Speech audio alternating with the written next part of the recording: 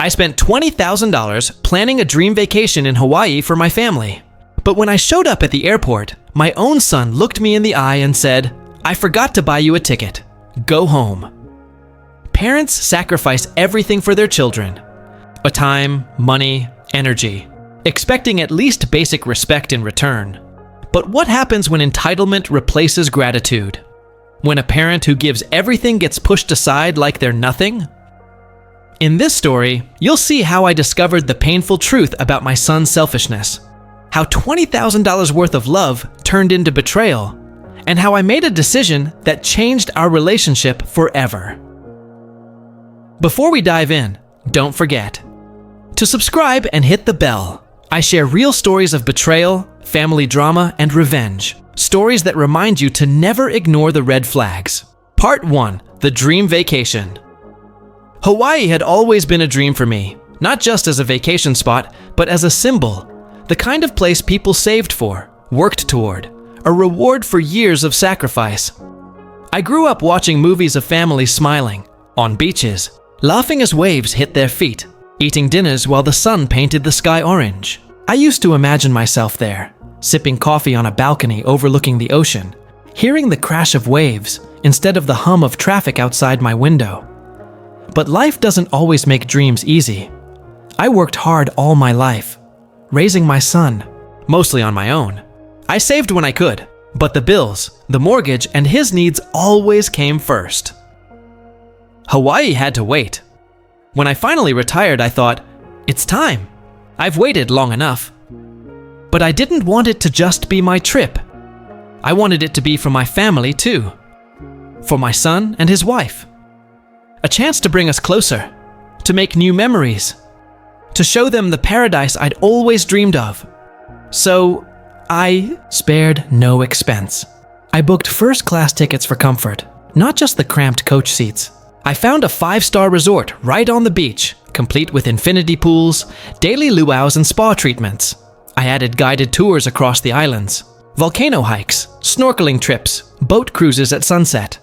By the time I finished booking, the total was just over $20,000. It was the most I had ever spent on anything that wasn't a house or car. And yet, I didn't hesitate. Because I thought, this will be worth it. They'll appreciate it. They'll see how much I love them. When I first told my son about the trip, his eyes lit up. He hugged me, thanked me, told me I was the int's best. His wife clapped her hands, already scrolling through Instagram, looking up beaches she wanted to pose on. I remember thinking, this is it. This is how we bond again. This will be the trip where we finally connect like we used to. Because somewhere along the way, things between us had changed. My son had grown distant. Phone calls became shorter. Visits became rare. Sometimes I wondered if I had done something wrong. If I was too old-fashioned, too out of touch. This trip was my way of bridging that gap. For weeks, I prepared. I bought new clothes, light shirts, sandals, even a sun hat. I packed sunscreen, a new camera, and a book I'd been saving for years. Every day, I imagined the moment I'd step off the plane and feel the Hawaiian breeze on my face. Friends asked me why I spent so much. $20,000? That's crazy for one vacation. But I always smiled and said, it's not about the money, it's about the memories. Money comes and goes, but memories stay forever. If only I knew how wrong I was. Finally, the day came. The flight was early, so I woke up before dawn. My suitcase was neatly packed, passport ready, heart racing with excitement. I drove to the airport humming to myself, imagining the ocean waves. And when I arrived, I spotted my son and his wife near the check-in counter, holding their passports, sipping coffee. I waved, smiling wide, but they didn't smile back. Not really. They looked uneasy, almost guilty. I brushed it off as pre-travel nerves. Ready for paradise? I said cheerfully as I rolled my suitcase toward them. That's when my son avoided. My eyes scratched the back of his neck and said something I will never forget. Mom, I forgot to buy you a ticket. You should probably just go home. Part 2: The Airport Betrayal. For a moment, I thought I had misheard him. The airport was loud. People rushing by with rolling suitcases, kids whining, announcements echoing over the intercom. Maybe I caught it wrong. So I leaned closer and asked, "What did you just say?" My son shifted on his feet, eyes darting anywhere but mine. His wife took a long sip of her latte, refusing to look at me. He sighed. "I forgot to buy you a ticket. You can't come with us. Just go home." The words hit me like a punch to the chest. Forgot? How do you forget the person who planned the trip? Paid for the trip? My face grew hot. My hands shook. I could feel people passing by, glancing at us, sensing the tension. "You forgot?" I repeated, my voice cracking. "I spent $20,000 on this trip. Every flight, every hotel, every excursion. And you forgot about me?" His wife rolled her eyes, muttering, "Don't make a scene." That made it worse. The scene wasn't of my making. It was theirs. My son finally looked at me, his expression flat, almost annoyed. "Look, Mom, it was a mistake. Things got complicated when we were booking. The flights were filling up, and I guess I overlooked it. It's not a big deal." "Not a big deal? You want me to just go home?" I asked, my voice trembling. He shrugged. "What else are you going to do? There's no seat for you. You'll just have to take a different trip some other time." Some other time? As if I could snap my fingers and conjure another $20,000. I could feel eyes on me.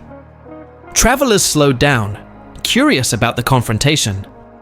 A security officer stood a few feet away, pretending not to notice, but clearly listening. My chest tightened. I wanted to cry, to scream, to collapse right there on the polished airport floor. But I forced myself to stand tall. I straightened my back, gripping the handle of my suitcase so hard my knuckles turned white. "You mean to tell me," I said slowly, "that I gave you everything for this trip? The money, the bookings, the chance to experience something I've dreamed of my entire life. And you left me out?" His wife finally spoke, her tone sharp. "We said it was complicated. Stop acting like the victim. We'll FaceTime you from the beach." The audacity of that sentence nearly broke me. FaceTime me? On the trip I paid for? Something in me snapped. All those years of sacrifice. Working. Late shifts to buy him school clothes, skipping vacations so he could have the newest gadgets, pouring everything I had into giving him a good life. And this was my repayment. Not just forgetfulness, not just entitlement, but humiliation. I leaned close, my voice low and steady.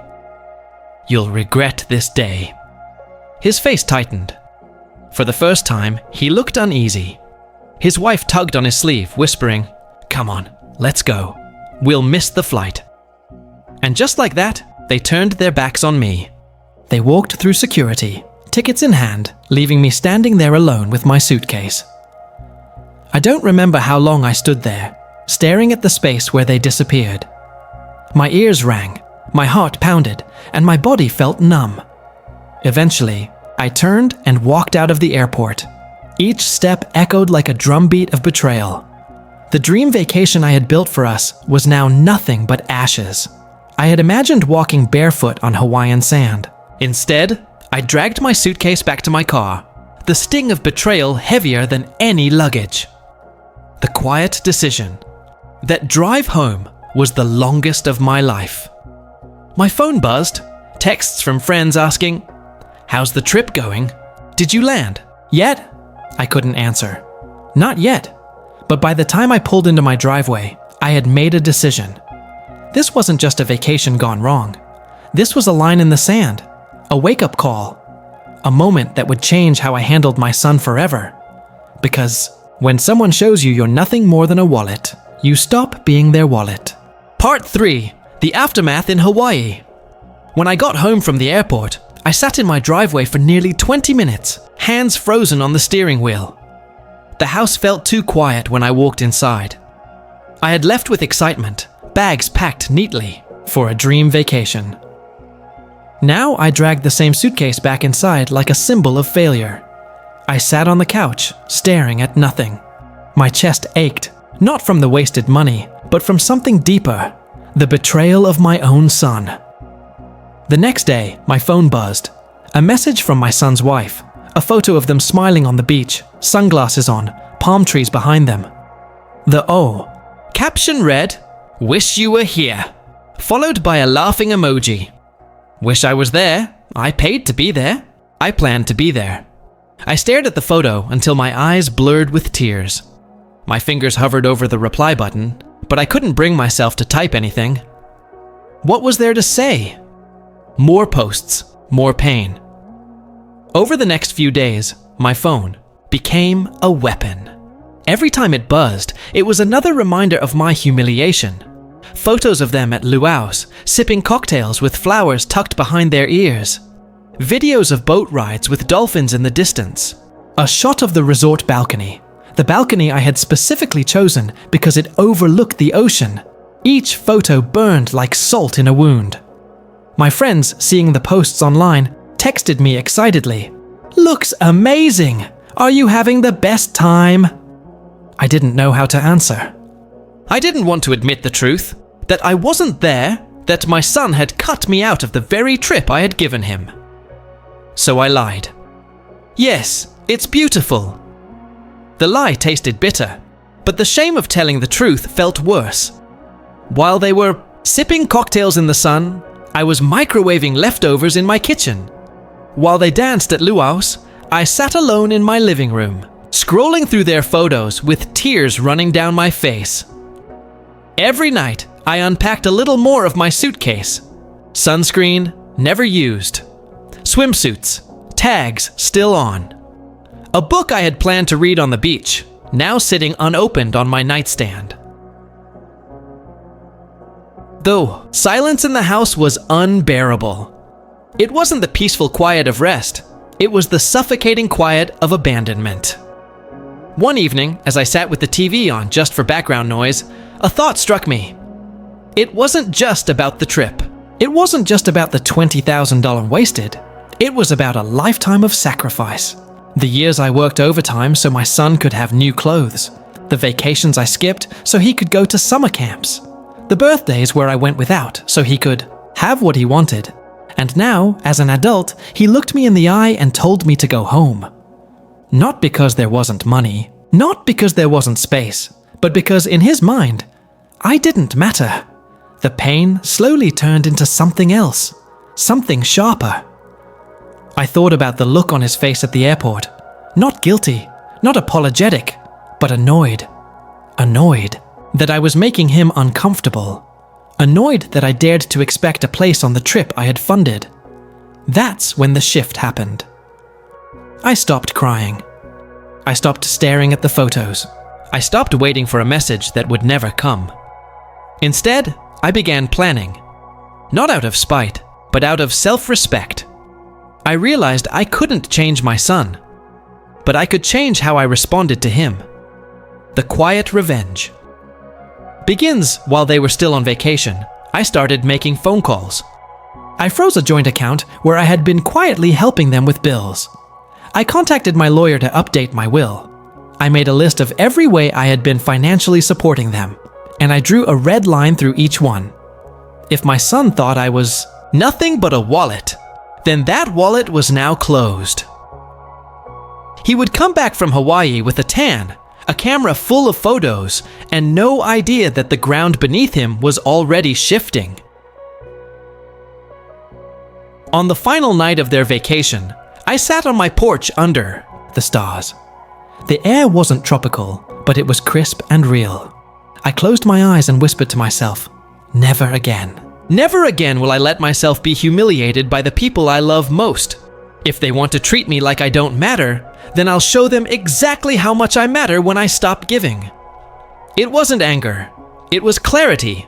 And clarity, I realized, was worth more than any vacation. Part 4. Their return. They came home glowing. Airport tans, matching shell necklaces, the kind of relaxed posture people wear when they've spent a week pretending problems don't exist. I watched them walk up my front path from the living room. Window. Their suitcases rolling over the concrete like little drums announcing their parade. I didn't rush to the door. I didn't bake a welcome back cake. I didn't even pour coffee.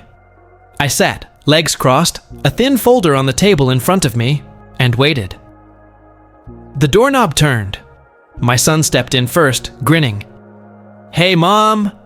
His wife followed, sunglasses, still on like the sun was somehow inside my house. "We brought you something," she sang, shaking a paper bag that crinkled like an apology. "A magnet?" I asked evenly. She laughed. "And macadamia nuts. You love those." I looked at the bag, then at them. "I do." Silence. It stretched between us, not angry, just exact. Measured. My son's grin faltered. He set the souvenirs on the console and shoved his hands in his pockets. "So, he said, "about the airport. We felt really bad." "You felt inconvenienced," I corrected softly. He blinked. "That's not fair." "Fair," I repeated, tasting the word the way you taste medicine. "Let's talk about fair." His wife sighed, already defensive. "We said it was a mix-up. Flights were crazy." "It wasn't personal." "Everything is personal when it's done to a person," I said. "Please, sit." They took the couch like students called to the principal's office. I slid the folder closer to me, but kept it closed. "How was Hawaii?" I asked. They relaxed. "Amazing," he said quickly. "The resort was incredible. The balcony. Wow. The boat tour. Dolphins everywhere. And the luau." "Did you enjoy the room?" I asked. "The ocean view I picked?" He nodded, eager. "Best sleep I've had in years." "I'm glad," I said, and meant it. I chose it carefully. His wife crossed her legs, ankle bouncing. "We FaceTimed you like we promised. Twice." "You called once from a bar and once from a gift shop," I said. "You showed me a rack of shirts that said, 'Hang loose.' I didn't see the ocean." Her mouth flattened. "We tried." "You didn't," I said, still calm. "You did what was easy for you." My son leaned forward. "Okay. Look, we know you're upset. We messed up. But it's over. We're home. Let's move past it." I tapped the folder. "That depends on whether you understand what happened." He threw his hands up. "We forgot to book your seat. It was a mistake. We were rushing." "You had confirmation numbers for your seats," I said, "which means you saw the passenger list. Which means, at some point, you submitted names and watched mine not appear." He stared at me. His wife looked at the floor. "This wasn't a spreadsheet error," I continued.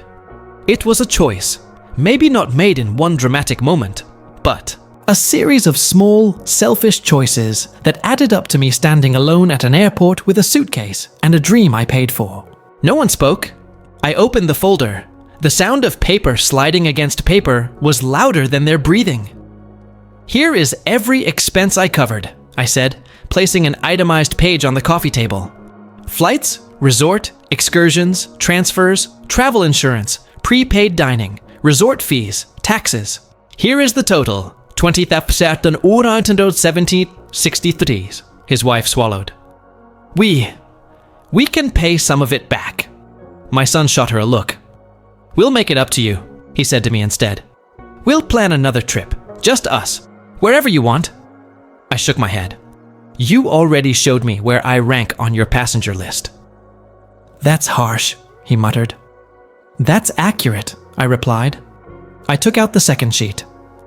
"This is a list of ongoing supports, the joint account top-up, the car insurance I've been covering, the phone plan you're on, the credit, card you use for emergencies that somehow pays for takeout twice a week." His eyes widened. "Mom, all of those have been closed, transferred, or canceled," I said, sliding the page across. "Effective the day you sent me a selfie from my balcony." The silence wasn't empty. It throbbed. "You cut us off?" he asked, voice small. "I set a boundary," I said. I have subsidized your adulthood for years because I believed it helped you. It didn't. It taught you I would always absorb the cost of your choices. Consider this lesson 1. Budgets are real. His wife's voice was sharp now. So this is revenge. No, I said. This is math and respect. He leaned back, jaw tight. We're not bad people. I never said you were, I answered. I'm saying you behaved badly. That's fixable, but not with a magnet and a bag of nuts. He flinched, looked away. I slid the last page from the folder. A simple, clear repayment plan. You have 2 options, I said. Option A, repay the full $20,463 in monthly installments over 18 months. I've already created a schedule. No interest if you're on time. Option B, sign a notarized statement acknowledging this amount will be deducted from any inheritance with 10% added as an administrative fee for my trouble. His head snapped back. An administrative fee? For my time, my planning, and my humiliation, I said. If the word bothers you, call it a dignity surcharge. His wife let out a short, humorless laugh. You can't be serious. I met her eyes. I have never been more serious. My son rubbed his face, the tan on his cheeks making the sudden flush easy to see. We don't have that kind of money sitting around. That is why I offered 18 months, I said. Part of adulthood is realizing money you don't have cannot fund a life you insist on having. He stared at the repayment sheet, as if it were written in another language. Why are you doing this? He asked finally, the old wounded child tone sneaking in. You're my mom. Because I am your mom, I said gently, and I should have taught you this sooner. His wife crossed her arms. This is punitive. It's proportionate, I said. What you did wasn't a spilled drink or a forgotten text. You exiled me from an experience I paid for, and then expected me to smile at the postcards. He opened his mouth, closed it again. I stood. We'll meet tomorrow at 10 to choose option A or B. If you don't show, I'll document refusal and proceed with B automatically. Bring your IDs. We'll get it notarized. He rose too. You're really going to make us sign papers like strangers? I looked at him, and for a moment, I let the softness return. Just enough for him to recognize it, not enough for him to climb back into it. No, I said. I'm going to make you sign papers, like family who intend to still be family when this is over. His eyes shone. He nodded once, stiffly. They left without the souvenir bag. The door clicked. The house was quiet again. I gathered the papers, slid them back into the folder, and placed the macadamia nuts beside it. I would eat them with tea later, on my own porch, under my own sky. Not tropical, not cinematic, but honest. In the kitchen, I caught my reflection in the window, older than the woman who once thought love meant paying and waiting and forgiving. Stronger than the woman who stood at an airport with a suitcase and a broken heart. Tomorrow at 10, we would talk numbers. Tonight, I kept something numbers can't measure. Peace. Part 5, the sit down. The next morning, I arrived at the cafe 15 minutes early. I chose a quiet corner table with good lighting, laid out the repayment schedule neatly, and ordered a black coffee. My folder sat on the table like a silent judge. I wasn't nervous. Not anymore. The nerves had been burned away at the airport, in the silence of my living room, in the late night hours when I decided I would never let myself be treated like that again. At exactly 10 o'clock, they walked in. My son looked tired. His tan couldn't cover the dark circles under his eyes. His wife was dressed sharply, sunglasses perched on her head like armor. She carried a tote bag stuffed with papers, probably thinking she could out-document me. They spotted me, whispered to each other, then approached with the air of people walking into a courtroom. "Morning," I said calmly. They slid into the seats across from me. Neither smiled. My son cleared his throat. "And Mum, do we really have to do this? Papers? Payments? Lawyers?" "Yes," I said simply. His wife jumped in. It's humiliating. Families don't do this. Families don't abandon the person who paid for their trip at the airport, I replied. But here we are. Her mouth tightened. Look, my son said, leaning forward. We admitted we messed up, but it wasn't intentional. We didn't mean to hurt you. Can't you just forgive us and move on? I sipped my coffee, letting the silence press before answering. Forgiveness isn't the issue. Accountability is. He frowned. You're making this bigger than it is. No, I said softly. You're making it smaller than it was. You left me at an airport holding a suitcase and a shattered dream I paid for. That's not small. That's defining. His wife says, voice sharpened, you're just bitter. You're using money to punish us. I met her gaze steadily. No, I'm using money to teach you what it costs when you treat people like they're disposable. Presenting the options. Again, I slid the repayment plan across the table. Option A, you repay $20,417.63 in 18 months. I've broken it into equal monthly payments. No interest as long as you're on time. I slid the second page. Option B, you sign acknowledgement that this amount plus 10% will be deducted from any inheritance. My son flipped through the papers, his hands trembling slightly. His wife scoffed. This is ridiculous. You're not a bank. Correct, I said. Banks charge higher interest. Finally, my son put the papers down. His face flushed. You're supposed to be my mom. You're supposed to support me. I did, I said quietly. For 30 years, financially, emotionally, unconditionally. I supported you when you were in school, when you couldn't pay rent, when your car broke down, when you wanted vacations you couldn't afford. I supported you with this trip, and you repaid me by telling me to go home. His eyes glossed with shame. He looked down at the table. His wife crossed her arms. You act like we're criminals. We're not. We got caught up in the trip. It was a mistake. Then sign the papers, I said. Mistakes have costs. Paying those costs is how you prove you've learned something. She hesitated, biting her lip. This feels manipulative. I tilted my head.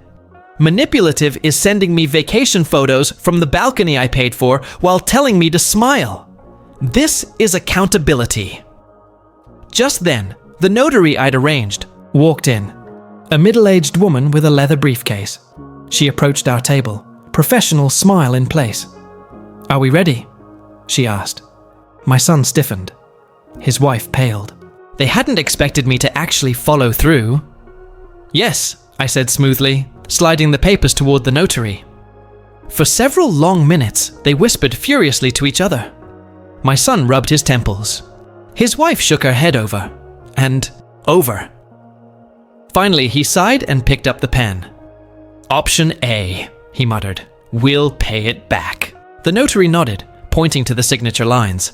My son signed. His wife reluctantly followed.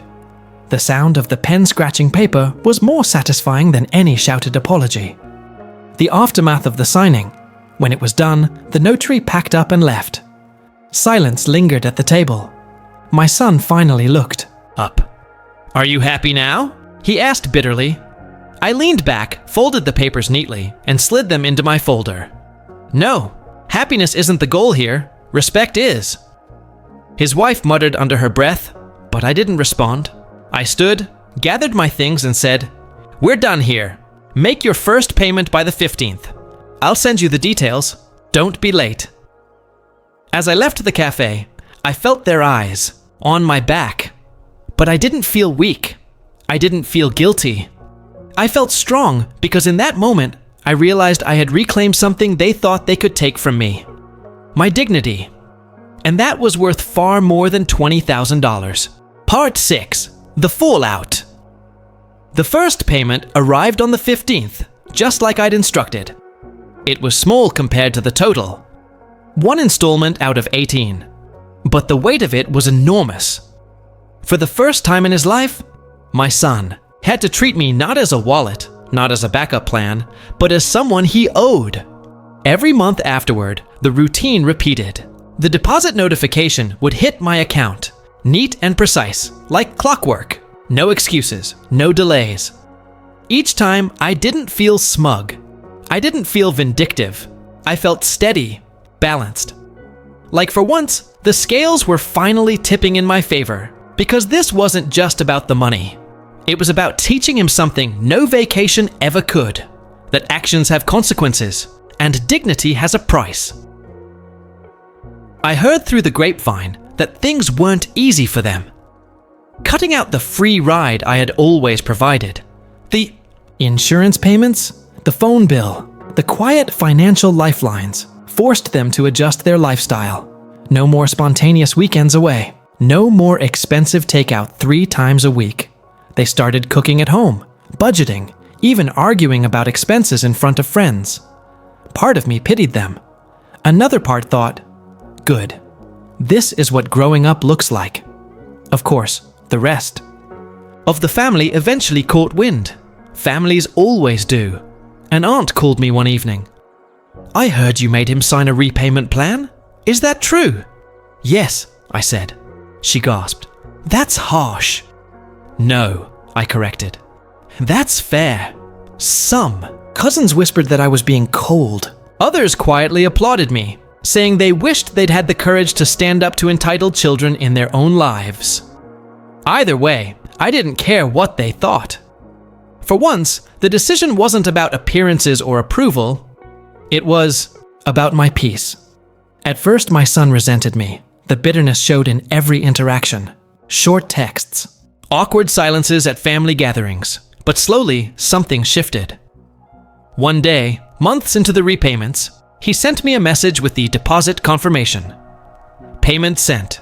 Thanks for being patient with us. It wasn't much, but it was the first time in years he had thanked me without expecting something in return. Later, he admitted, we've actually learned how to budget. We're cooking at home more. It's been good for us, I guess. The pride in his voice was cautious, almost embarrassed, but it was real. For once, he wasn't leaning on me. He was standing on his own feet. His wife, the one who rolled her eyes at me in the airport, grew quieter too. At family events, she no longer made snide comments. Once, she even brought me tea without being asked. Small gestures, but noticeable. I realized she wasn't just learning how to handle finances, she was learning how to handle humility. And me, I grew too. I stopped apologizing for drawing boundaries. I stopped explaining myself to people who didn't respect me. I stopped carrying guilt like it was part of my job description as a parent. I began traveling on my own terms. Smaller trips, not Hawaii-level extravagance, but peaceful weekends by the lake, visits to friends in other states. Trips where nobody could leave me behind because I wasn't depending on anyone else. And each time, I felt lighter, stronger.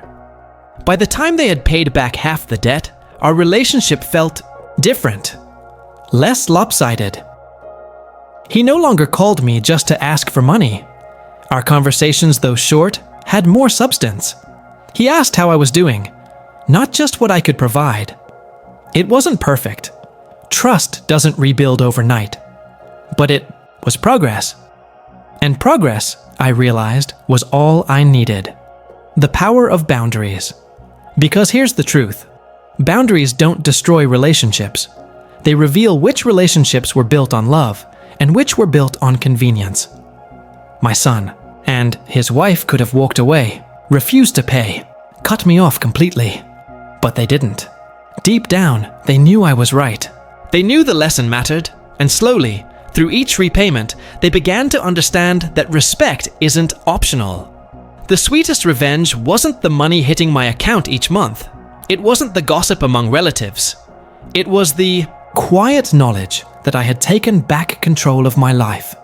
That they could no longer use me, dismiss me, humiliate me, and expect me to keep giving. That I had finally proven, to them and to myself, that I mattered.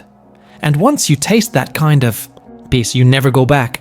When I think back to that morning at the airport, I no longer feel the sting the way I once did. Yes, it hurt. Yes, it broke something in me. But in another way, it also built something. Clarity. Clarity about what I mean to my son. Clarity about the boundaries I should have drawn years ago. Clarity about the kind of peace I deserve. The lifetime of sacrifice parents spend their lives giving. We give time, money, love, energy, all without expecting much in return. Just respect. Just gratitude. Just the smallest acknowledgement that our sacrifices mattered. But when entitlement replaces gratitude, giving turns into exploitation. That's what Hawaii taught me. Not about beaches or sunsets or luau's, but about the dangerous cost of unconditional giving when it isn't met with respect. For my son, the lesson came through those repayment installments. Every deposit wasn't just about money, it was about humility, responsibility, accountability. For the first time in his life, he had to treat me as someone he owed, not someone he could dismiss. And in that slow process of repayment, he grew. He learned that actions have consequences, that carelessness has a price, that even parents have limits. And though it took $20,000 and a signed contract to teach him that, at least he learned, Me, the lesson was this. Love without boundaries becomes a leash. I had spent years thinking that being a good parent meant endlessly giving, endlessly forgiving, endlessly absorbing the weight of his mistakes. Hawaii showed me the cost of that belief. When he told me to go home, he wasn't just talking about the airport. He was telling me where I stood in his world, an afterthought. And that's when I realized I needed to go home, not in shame, but in strength, to my home, to myself, to my dignity. What family really means. People like to say, family is everything. But here's the truth. Family is not about blood. Family is about respect. Family is about showing up, valuing each other, treating each other like humans, not tools. When family stops doing that, they stop being family in the way that matters, and it's okay to step back. It's okay to draw lines. It's okay to say no. Revenge doesn't always come with anger. It doesn't always come with shouting matches or dramatic scenes. Sometimes revenge is quiet. It's a parent finally saying, "You don't get to treat me like this anymore." It's watching the ones who exploited you learn what responsibility feels like. It's closing your wallet and opening your peace. That's what I found. Not in Hawaii, not on a beach, but in myself. So if you've ever given everything to someone, a child, a sibling, a spouse, only to be treated like you don't matter, hear me now. You are not their wallet. You are not their backup plan. You are not their safety net. You are worthy of respect. And sometimes the bravest, strongest, most liberating thing you can do is walk away from the boarding gate, go home, and start living on your own terms. Because in the end, the most expensive ticket isn't the one to Hawaii. It's the one you buy to your own peace. And that's a trip I will never let anyone take away from me again.